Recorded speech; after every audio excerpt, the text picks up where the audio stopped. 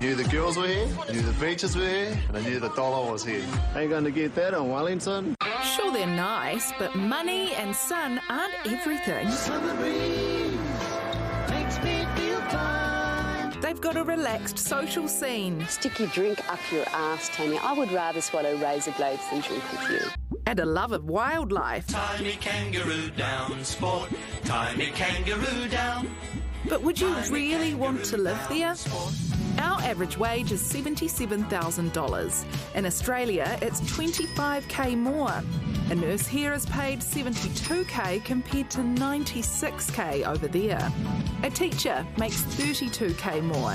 A builder gets $39k more, while a chef can cook up an extra $16,000 across the ditch. And it looks like there are plenty of our much-needed nurses with their bags already packed. 5,000 have registered to work in Australia since August. Despite the reality, all I had was my undies on and I've walked out the front. Is it time you considered making the move?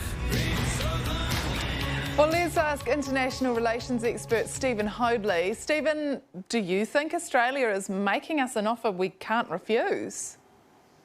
Well, in some respects, it's a poisoned chalice. As you well know, it's going to create a bit of a brain drain. It's good for those New Zealanders who are living in Australia. They can stay and get all the benefits, but it's going to cause some problems. And I think we may be looking back at this whole episode next year or the year after and wondering if we did the right thing.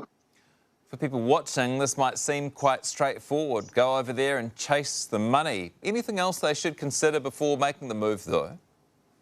I think they should look at the cost of living. The prices are sometimes higher there than they are here.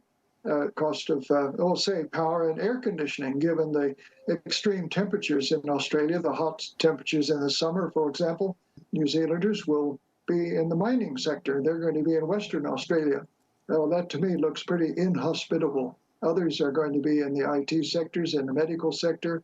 They probably have more choices. They'll probably end up in the larger cities, in the larger hospitals, in institutional arrangements of various sorts. So it's enormously varied.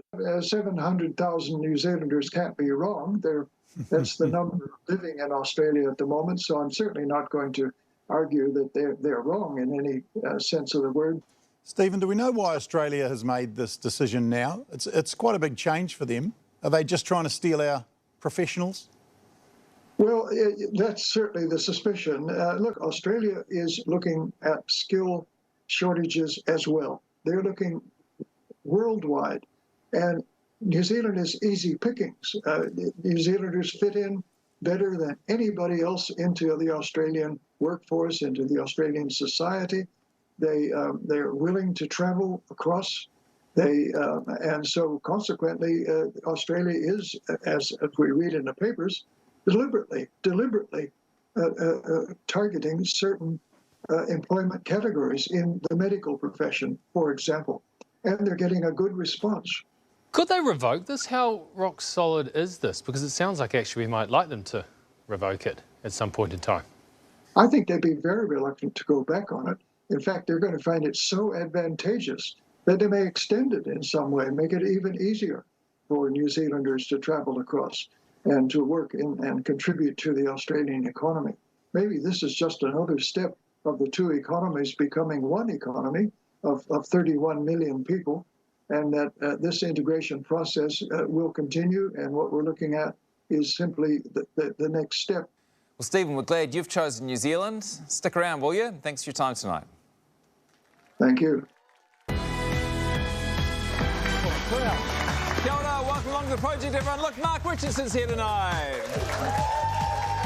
Welcome, Mark. What do you make of this story? Well, I mean, it sounds like this is not going to work in our favour, but there is a very, very easy solution. We become part of Australia again.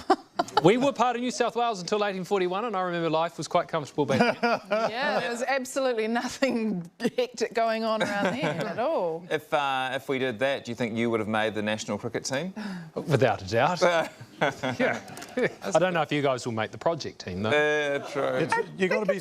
Go ahead. No, I was going to say, you've got to... all those financial considerations aside, I lived in Perth for about 4 years and it never felt like home. I think you have to be a certain personality to make that move successfully and stick with it. Yeah, I think that it's a pretty extreme reaction to say that we've got to join up with Australia. I think it is just going to suit the people who it was going to suit anyway, and they're going to have a better life and better outcomes. And there was probably nothing we could do to stop all those nurses jumping up and going other than like just tipping money that we don't really have on them. So A better life till you get murdered by a jellyfish. There's a lot to watch out for in Australia. Beware, New Zealand. Speaking of migration, it appears some sort of hairy moth has migrated onto your top lip. You see, what?